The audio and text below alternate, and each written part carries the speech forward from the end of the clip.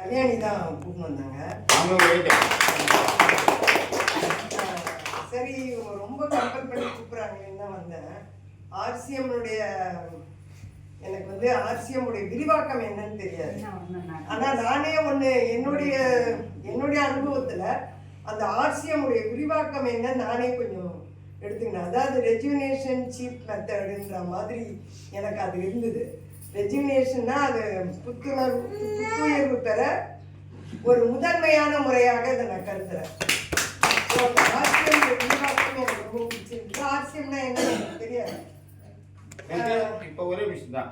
Rupees சரி marketing. எங்க wife வந்து ஒரு மீட்டிங்ல பேசினாங்க. ஜூம் மீட்டிங்ல எம்டி சார் இருக்காரு. ருபீஸ் கேஷ் மணி பேசினாங்க. ஆர்சிஎம் வந்து ருபீஸ் கேஷ் மணி, மணி கேஷ் ருபீஸ். அதாவது மணியை விட ஏன்னா என்னுடைய வந்து நான் வந்து பிசிக்கலாக தான் பாதிக்கப்பட்டிருக்கேன். Super super. ஸோ பிசிக்கலாக எது பாதிப்பு இருக்கோ அது உயிர் பெற்றால் தானே நம்மளுக்கு அந்த உணர்வு தெரியும்.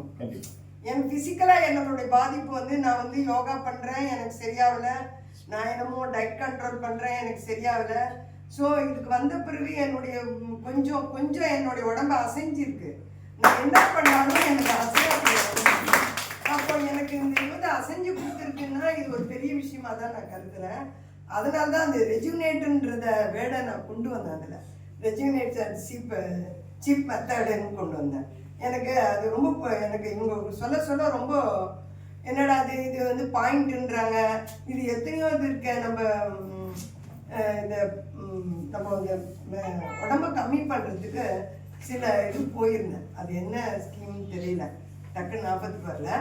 அது போயிருந்தும் எனக்கு அது வேஸ்ட்டாக தான் போயிடுச்சு. அதனால் இது என்னன்னு பார்த்தா இது வந்து ஃபண்டமெண்டலாக இது கொஞ்சம் இருக்கிற மாதிரி இருந்தது. அதாவது நம்ம உணவு உடை இருப்பிடம் தான் நம்மளுக்கு முக்கியமானது வாழ்க்கையில். அந்த உணவு உடை இருப்பிடத்தில் முதன்மை வகிக்கிறது உணவு தான். அந்த உணவில் தான் நம்ம பண்ணணும். அதாவது நம்ம உடம்பு வந்து ஒரு எந்திரம் மாதிரி. நம்ம மிக்சி கிரைண்டரில் என்ன பொருள் போடுறோமோ அதுதான் இதுவாக அரைச்சி வரும். நம்ம என்ன உணவு போடுறோமோ அதுதான் நம்ம ஃபில்டர் ஆகும். நம்ம ஏதோ ஒன்று சாப்பிட்டுட்டு எப்படியோ நான் நல்லா இருக்கணும்னா அது நல்லா இருக்க முடியாது. நல்ல பொருளை சாப்பிட்டா தான் நம்ம நல்லா இருக்க முடியும். அது உணர்வுபூர்வமாக எனக்கு இந்த 1 மந்த்து தான் 1 மந்த்தோ 2 மந்த்து தான் ஆயிருக்கு. அதுக்குள்ளேயே இது எனக்கு கொஞ்சம் பிடிக்க ஆரம்பிச்சிச்சு. பரவாயில்ல, நம்ம உடம்பு இதை வந்து ஏற்றுக்குது.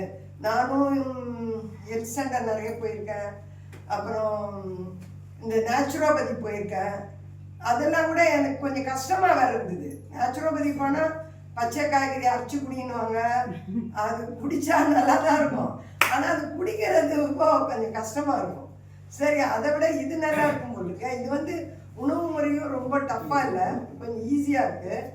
அதே டைமில் வந்து இப்போ நம்ம அன்றாட வாழ்க்கையில் இது முக்கிய பங்காக வகிக்குது. இது தனியாக போய் நம்ம செய்ய வேணாம். இப்போ உடற்பயிற்சி செய்யணும்னா நம்ம தனியாக செய்யணும்.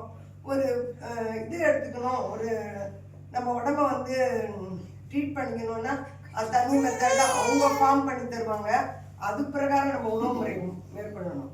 இது அப்படி கிடையாது. நம்ம ரெகுலர் வாழ்க்கையில் ஒரு அங்கமாக இது இருக்குது. அதனால் இது ஃபாலோ பண்ணுறது கஷ்டமும் இருக்காது, கொஞ்சம் ஈஸியாகவும் இருக்கும்.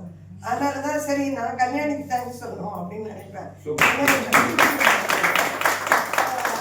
அதுவும் 2-3 வாட்டி என்னை வற்புறுத்தி கூப்பிட்டாங்க. சரி, நான் வந்ததே கல்யாணிக்கோசரம் தான். எனக்கு இதை பற்றி தெரியாது. அப்புறமா தான் நான் 2-3 பேர்கிட்ட சொன்னேன், எனக்கு வாங்கி வந்து கொடுங்க. அவங்களும் வந்து ஐயோ பாயிண்ட்லாம் நான் வரல அப்படி இப்படின்னாங்க. சரி, நான் வாங்கி வந்து தரேங்க. முதல்ல வந்து அவங்க மெத்தட்லேயே நம்ம போவோம், நம்ம அவங்கள போய் நம்ம கம்பல் பண்ண வேண்டாம் அப்படின்னு நான் ஸ்லோவாகவே நம்ம பண்ணிக்கலாம் அப்படின்னு.